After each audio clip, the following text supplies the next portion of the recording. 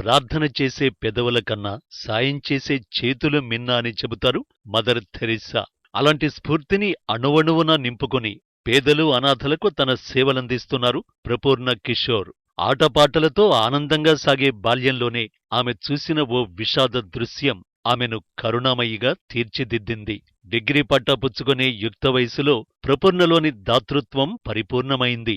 చిన్న వయసులోనే ఆశ్రీ సొసైటీ అనే స్వచ్ఛంద సేవా సంస్థను స్థాపించి సేవా కార్యక్రమాలను విస్తరించారు. ఎందరో పేదలను ఆదుకున్నారామె. మరెందరో అనాథలను అక్కున చేర్చుకున్నారు. ఎవరినీ డొనేషన్ అడగకుండా సొంత నిధులతో సేవలందిస్తున్నారు ప్రపూర్ణ కిషోర్.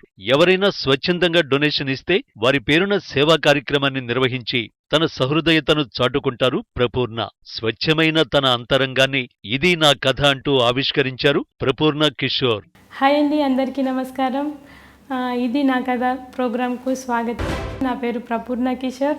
నేను 2011 నుండి ఆశ్రీ సొసైటీని స్థాపించాను.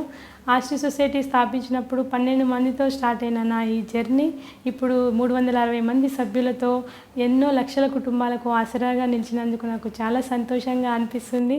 నేను ఈరోజు మీ ముందుకి నా జర్నీ అనేది ఎలా స్టార్ట్ అయింది, నేను సేవారంగంలోకి ఎలా వచ్చాను, నా ఎక్స్పీరియన్స్ ఎలా ఉన్నాయి మీ అందరితో షేర్ చేసుకోవడానికి ఈరోజు మీ ముందుకు వచ్చాను. హెచ్ఎంటీవీ ఇది నా కథ ప్రోగ్రాం ద్వారా నా జర్నీ మీ అందరితో షేర్ చేసుకుంటున్నాను.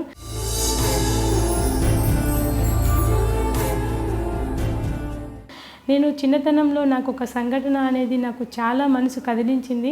ఆ సంఘటన ఏంటంటే, నేను అందరిలాగానే స్కూల్కి వెళ్తున్నాను. ఒకరోజు అనుకోకుండా ఒక వలస ప్రాంతానికి వచ్చిన కుటుంబంలో ఒక చిన్నారి పాపను చూశాను. వయసు నా వయసే ఉంది. నాకు అంతా బట్టలు అన్నీ మా ఫ్రెండ్స్ అందరికీ బాగున్నాయి. తనని చూస్తే చినిగిన బట్టలతో ఉంది. ఆ రోజు తనని చూసినప్పుడు నాకు చాలా బాధ అనిపించింది. ఏంటి మేము మంచిగా స్కూల్కి వెళ్తున్నాము, ఆ పాప స్కూల్కి వెళ్ళకుండా ఎందుకు అక్కడ ఉందని చాలా నేను బాధపడి తనకి ఏదైనా చేయాలి అని చెప్పేసి ఇంటికి వెళ్ళి నేను తనకి బట్టలు తీసుకురావడం జరిగింది. తనకి బట్టలు ఇచ్చినప్పుడు తను చాలా సంతోషంగా ఫీల్ అయింది. కాకపోతే తనలో ఒక బాధ అనేది నేను చూశాను. చాలా నీరసంగా అనిపించింది. ఏంటమ్మా అన్నం తిన్నావా అని అడిగితే నేను అన్నం ఇంకా తినలేదు అన్నట్లే నన్ను దీనంగా చూసింది. ఆ బాధని గుర్తించి నేను ఆ భోజనం తీసుకొచ్చి తనకి పెట్టినప్పుడు తను అదే ప్లేస్లో నిలబడి భోజనం తింటుంటే నాకు చాలా ఆశ్చర్యం అనిపించింది. ఎంత అంటే ఆకలి బాధ ఇలా ఉంటుందా అని ఆ రోజు అనుకొని లోపలికి వెళ్ళి చూస్తే నూకలు బియ్యము, ఒక గిన్నె ఇట్లాంటివే ఉన్నాయి. సామాన్లు కూడా ఏమీ లేవు. ఏంటి వీళ్ళ పరిస్థితి ఇలా ఉంది అని చెప్పేసి నేను మా ఫాదర్కి చెప్పాను. మా ఫాదర్కి చెప్పిన తర్వాత మా ఫాదర్ కూడా చదివిద్దాం అనుకున్నారు. వాళ్ళకి మనమంతా ఏదైనా బాధ్యతగా వాళ్ళకి చేద్దామని చెప్పాక నేను మళ్ళీ ఆ విషయాన్ని ఆ అమ్మాయికి సంతోషంగా షేర్ చేద్దామని వచ్చాను. రాగానే చూస్తే ఆ అమ్మాయి వాళ్ళు మళ్ళీ అక్కడి నుండి చెరుకు కొట్టేసి వేరే ప్రాంతానికి ఉపాధి కోసం మళ్ళీ వేరే ప్రాంతానికి వెళ్తున్నారంట. అలా వెళ్ళినప్పుడు నాకు అనిపించింది, ఏంటి ఈ అమ్మాయిని చదివిద్దాం అనుకున్నాము, మీరు ఎందుకు తీసుకువెళ్తున్నారు అంటే రెక్కాడితే కానీ డొక్కాడని పరిస్థితి అన్నారు. ఆ వర్డ్స్ కూడా నాకు అప్పుడు అర్థం కాలేదు. జీవనోపాధి కోసం వాళ్ళు వెళ్ళిపోవడం జరిగింది. నాకు అక్కడ ఒక ఇన్సిడెంట్ వల్ల నాకు ఆ అమ్మాయికి ఒక్కరికి పెడితే ఎంత ఆనందం అనిపించిందో ఆ ఇన్సిడెంట్ నేను ఇప్పటికి కూడా నాటి నుంచి నేటి వరకు కూడా ఎన్నో సేవా కార్యక్రమాలు చేయడం అనేది మొదటిగా బీజం పడింది ఆ అమ్మాయికి పెట్టినప్పుడే.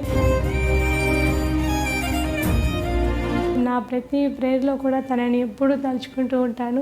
ఎందుకంటే ఒక్కరికి అన్నం పెడితే ఆ తృప్తి ఎంత బాగుంటుందో నేను అనుభవించాను కాబట్టి ఆ అనుభవం మీద ఇంకా ఎక్కువ చేయాలి, ఏదో చేయాలి అనేది నాకు చిన్నప్పటి నుండి అనిపించి సొసైటీకి చేయాలి అని నేను మా డాడీ కానీ మా మమ్మీ కానీ ఇచ్చిన పాకెట్ మనీని కూడా సహాయ సహకారాలు అందించడము అట్లాంటివి నేను చేసుకుంటూ వచ్చాను.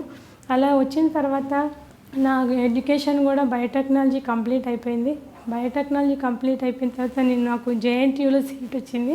నాకు జేఎన్టీయూలో సీట్ వచ్చిన తర్వాత నేను కాలేజ్ నుండి ఇంటికి వెళ్ళే సమయంలో కూడా చాలామందిని నేను రోడ్డు పక్కన చాలామందిని కూడా చూశాను. వాళ్ళల్లో కూడా ఎంతో ఆకలి అనేది నేను చిన్న ఏజ్లో ఎవరినైతే చూశానో అదే దీన స్థితిలో చాలామంది నాకు కనిపించారు. నేను మళ్ళీ ఇంటికి వెళ్ళి మా మదర్కి చెప్పగానే ఆమె కూడా ఫుడ్ అంతా ప్రిపేర్ చేసి వాళ్ళకి మళ్ళీ అరేంజ్ చేసింది. నేను అవన్నీ తీసుకెళ్ళి ప్రతిరోజు అలా రోజు కూడా 3 సంవత్సరాలు సంవత్సరాలు కూడా కంటిన్యూస్గా నేను 150 మందికి ప్రతిరోజు కూడా అన్నదాన కార్యక్రమం అనేది చేసుకుంటూ వచ్చాము. ఇలా వస్తున్న తరుణంలో చాలామందికి బ్లడ్ డ్రైవ్స్ జేఎన్టీ యూనివర్సిటీలో ఉన్నప్పుడే బ్లడ్ డ్రైవ్స్ అరేంజ్ చేశాను, మెడికల్ క్యాంప్స్ అరేంజ్ చేశాము విలేజెస్లో. అలానే ఎన్నో హైజీన్కి సంబంధించిన ఉమెన్ ఎంపవర్మెంట్ అవేర్నెస్ ప్రోగ్రామ్స్ ఇట్లాంటివి ఎన్నో రకాల ఈవెంట్స్ కూడా నేను చేశాను. ఇది ఆశయ అనేది నేను ఒక్కదాన్నే కాదు, నాకు చాలామంది కూడా సపోర్ట్ చేశారు, చాలామంది కూడా హేళన చేశారు. ఎందుకు ఇలా చేయడము అని ఆపిన వాళ్ళు ఉన్నారు, చాలా బాగా చేస్తున్నావు అని ఎంకరేజ్ చేసిన వాళ్ళు కూడా ఉన్నారు. నేను ఎవరైనా హేళన చేస్తే అది పాజిటివ్గా తీసుకొని వాళ్ళు హేళన చేశారు అని ఎప్పుడూ ఆగిపోలేదు. ఇంకా ముందుకి కసితో ఇంకా ముందుకు వెళ్ళాను, కానీ ఏ రోజు ఆగిపోలేదు. అలా నేను జేఎన్టీ యూనివర్సిటీలో ఉన్నప్పుడు బ్లడ్ క్యాంప్స్ పెట్టేసి తలసీమియా పిల్లలకి బ్లడ్ డ్రైవ్స్ పెట్టాను. అక్కడ డేటా అంతా కలెక్ట్ చేసి యూనివర్సిటీలో అవంతా కూడా ఎవరైతే బ్లడ్ కావాలనుకున్నారో వాళ్ళందరికీ ఇవ్వడము, ఇట్లాంటివి ప్రతి ఒక్క అవేర్నెస్ ప్రోగ్రామ్స్ కూడా చాలామందిలో క్రియేట్ చేయడము, అట్లాంటి సోషల్ యాక్టివిటీస్ చాలా ముందుకు వెళ్తున్న సమయంలో నా ఎడ్యుకేషన్ కూడా అయిపోయింది. నా ఎడ్యుకేషన్ అయిపోయిన తర్వాత నాకు గవర్నమెంట్ జాబ్ వచ్చింది. తర్వాత 6 టాప్ మోస్ట్ కంపెనీస్లో కూడా నాకు ఉద్యోగ అవకాశాలు వచ్చాయి. నేను ఒక జాబ్కి వెళ్ళాను, 2 నెలలు కష్టపడి నేను చేశాను, కానీ అది ఇష్టపడైతే చేయలేదు. చాలా నాకు బాధ అనిపించేది, నాకు ఇది తృప్తిని ఇవ్వట్లేదు, నేను సాటిస్ఫాక్షన్ అవ్వలేకపోయాను. ఎందుకంటే ఇది నాది నేను చేయలేను, నేను ఏదో చేయాలి అనుకుంటున్నాను. ఇన్ని రోజులు నేను అన్నదాన కార్యక్రమం ఇలాంటి సేవా కార్యక్రమాలు చేసి ఒకేసారి సడన్గా ఈ జాబ్ వచ్చేసరికి నేను అసలు చేయలేకపోయాను. ఏంటంటే నాకు అసలు ఎంత సాటిస్ఫాక్షన్, కొంచెం కూడా ఇన్ని రోజులు ఉన్న సాటిస్ఫాక్షన్ కూడా ఈ ఉద్యోగం చేస్తే అనిపించలేదు. అప్పుడే నేను ఉద్యోగాన్ని కూడా నేను వెళ్లకుండా ఆపేశాను. మా ఫ్రెండ్స్ అందరూ కూడా నీకు నిజంగా పిచ్చి పట్టినట్లుంది, ఉద్యోగ అవకాశాలు లేక ఎంతోమంది ఎదురు చూస్తున్నారు, కానీ నువ్వేంటి ఇలా ఉద్యోగం వదిలేసావు అని చెప్పి చాలామంది కూడా నన్ను తిట్టడం జరిగింది. అప్పుడు నేను మళ్ళీ కంటిన్యూగా అన్నదాన కార్యక్రమం సోషల్ యాక్టివిటీస్ అనేవి చేస్తూనే ఉన్నాను.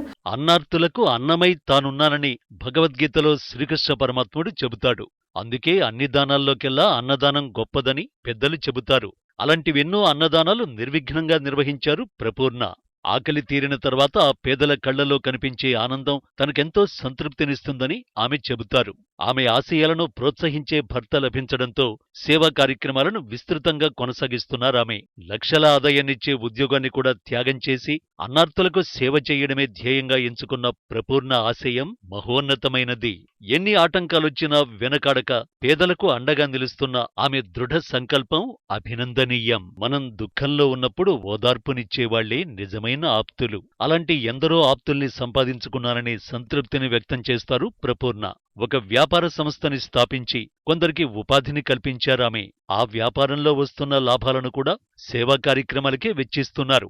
దాతల కోసం ఎదురు చూడకుండా సొంత డబ్బుతో సేవలందించడం తన వ్యాపారం వలన సాధ్యమైందని చెబుతారామె. సోషల్ అవేర్నెస్ ప్రోగ్రామ్స్ ని కూడా ఆమె నిర్వహించారు. వికలాంగులు, మూగ, చెవిటి, అంధులకు తన సేవలందించారు ప్రపూర్ణ. బ్లైండ్ పీపుల్స్ ఎగ్జామ్స్ రాయడానికి సహాయకులుగా స్క్రైబర్స్ ను ఆమె ఏర్పాటు చేశారు. బ్లైండ్ పీపుల్స్ లోని స్పెషల్ స్కిల్స్ ని పెంపొందించి వారికి సాఫ్ట్వేర్ రంగంలో ఉద్యోగాలను కల్పించారు ప్రపూర్ణ. ఒక నెల చేశాను, నాకు వచ్చిన శాలరీతో నెక్స్ట్ నెల చేశాను. ఇంకో నెల చేద్దామంటే డబ్బులు అయిపోయాయి. ఇంట్లో అడుగుదామంటే నీకు జాబ్ వచ్చింది, నువ్వు మళ్ళీ ఎందుకు అడిగితే ఏమన్నా అంటారేమో అనే బాధ కూడా నాలో అనిపించింది.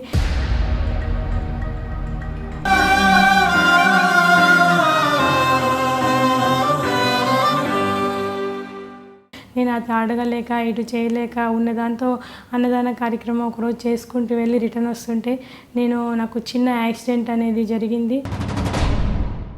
అప్పుడు చాలామంది మదీనాగూడ హాస్పిటల్లో నేను జాయిన్ అయినప్పుడు నన్ను చూడటానికి చాలామంది వచ్చారు, చాలామంది ప్రేమ చూపించారు. అప్పుడు నాకు చాలా సంతోషం అనిపించింది. నా కోసం ఇంతమంది ఉన్నారా, ఇంతమంది నన్ను ఎంకరేజ్ చేయడానికి, నేను ఎంకరేజ్ చేసిన వాళ్ళు కూడా నన్ను ఈరోజు ఇంత చూడడానికి వచ్చారా అని చెప్పేసి నాకు చాలా అనిపించింది. తర్వాత నేను హాస్పిటల్ నుండి అయిపోయిన తర్వాత నేను కొంచెం రికవరీ అయిన తర్వాత నేను డ్యాన్స్ ఈవెంట్ మేనేజ్మెంట్ కంపెనీ అనేది స్టార్ట్ చేసి ఒక ఒక 15 మందికి ఉద్యోగ అవకాశం ఇచ్చి వచ్చిన ప్రాఫిట్తో కూడా చాలామంది నీడీ పీపుల్కి నేను సర్వీస్ అనేది చేశాను. అప్పుడు నాకు జాబ్లో వచ్చిన దానికన్నా కానీ నాకు సొంత కాళ్ళ మీద నిలబడి చాలామందికి ఉపాధి అవకాశాన్ని ఇస్తూ కూడా నేను ముందుకు వెళ్తున్నప్పుడు నాకు చాలా సంతోషం అనిపించింది.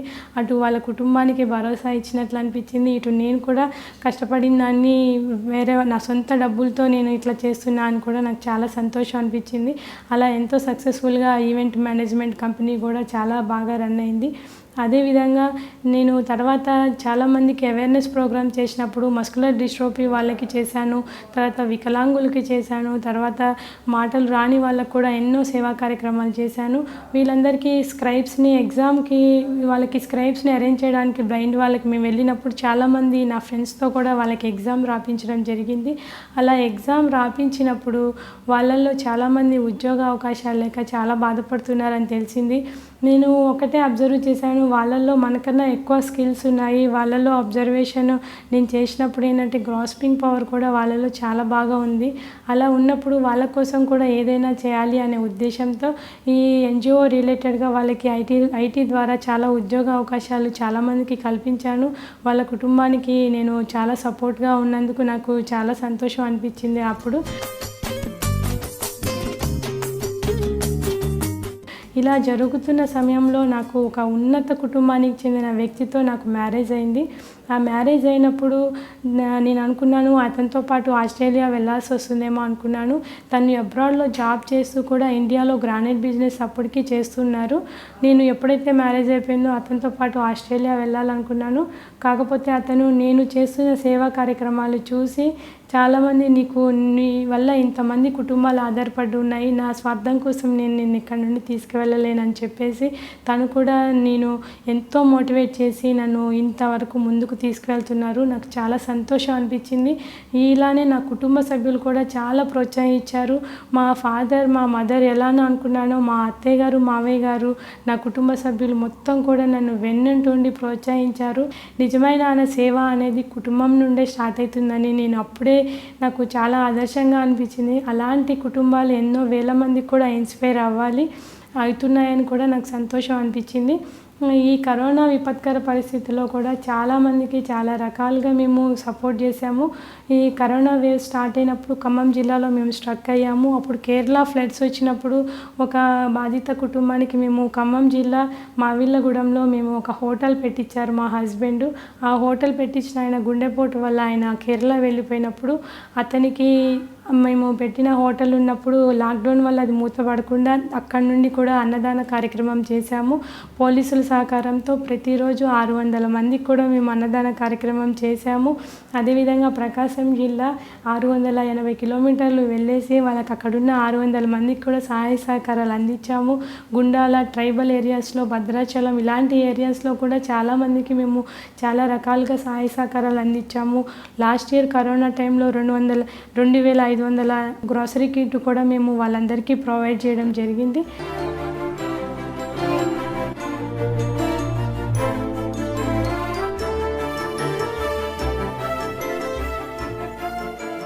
ఎన్ని మాస్కులు పెట్టుకున్నా ఎంత పెట్టుకున్నా ఎక్కువ మంది చనిపోతున్నారు. ఆ విషయం మీకు తెలిసిందే. చాలామంది భయానికే చనిపోతున్నారు.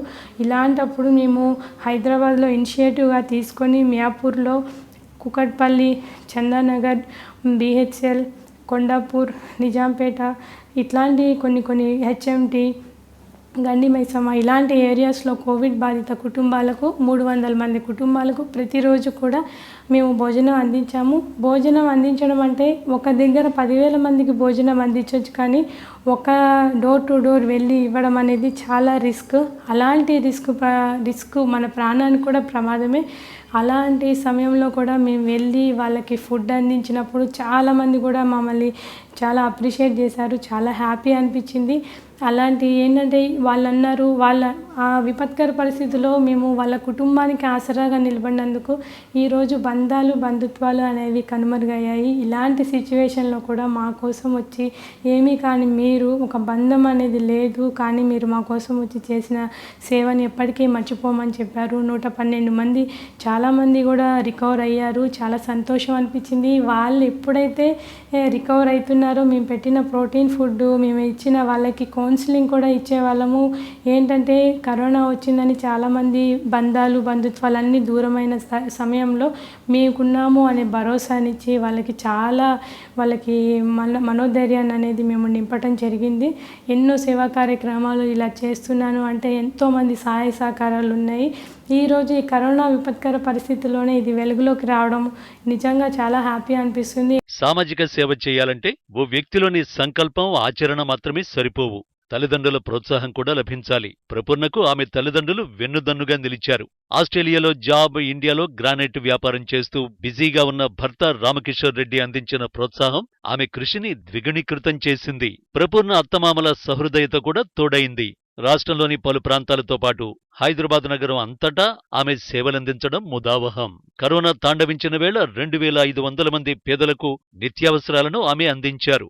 కరోనా పాజిటివ్ వచ్చిన పేదలకు ప్రోటీన్ ఫుడ్ ని అందించడంతో పాటు వారికి ధైర్యాన్ని అందించి కౌన్సిలింగ్ నిర్వహించారు ప్రపూర్ణ.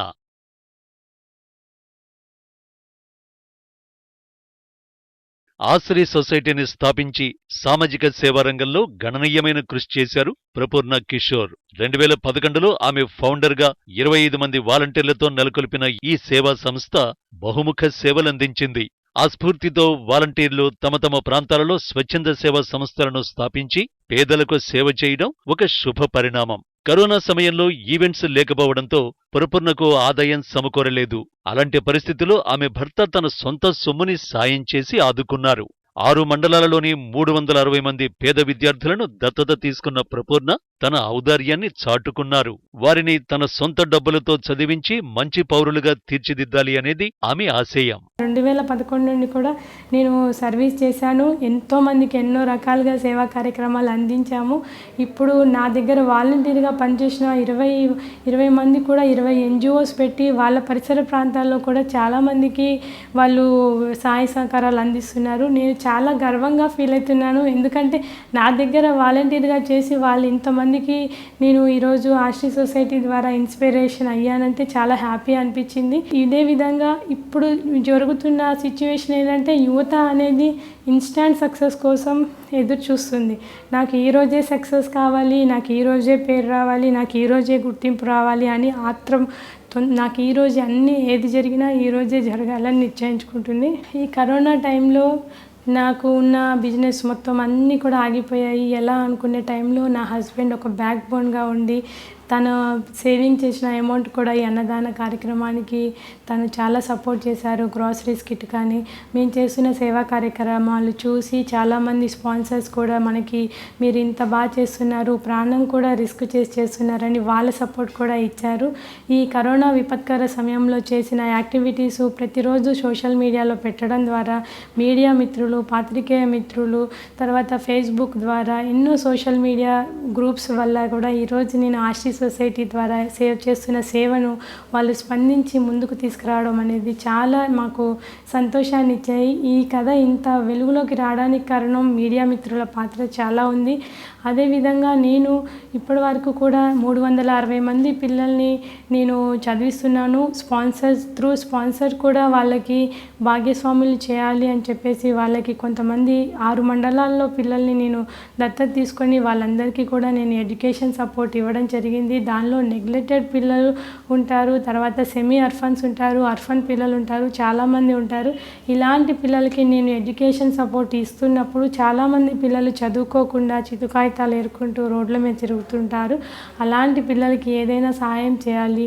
పోషక విలువలతో కూడిన ఆహారం లేక చాలామంది పిల్లలు చనిపోతున్నారు. అలాంటి పిల్లలు చనిపోకూడదు. వాళ్ళకి కూడా మన వంతు బాధ్యతగా ఏదైనా న్యూట్రిషన్ ఫుడ్ అరేంజ్ చేయాలని దాదాపుగా ప్రతిరోజు 150 మందికి న్యూట్రిషన్ ఫుడ్ కూడా అందించడం జరుగుతుంది.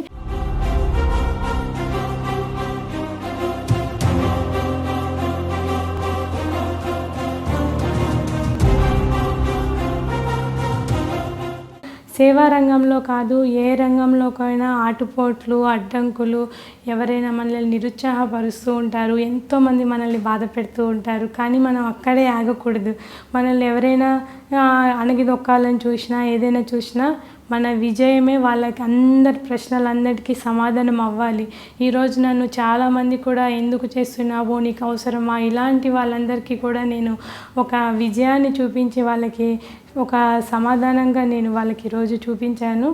ఈరోజు యువత అనేవాళ్ళు ఏంటంటే నేనేం సాధించలేకపోతున్నాను, వాళ్ళకంటే అన్నీ ఉన్నాయి, వీళ్ళకి ఏదైనా చేయొచ్చు అనుకుంటారు.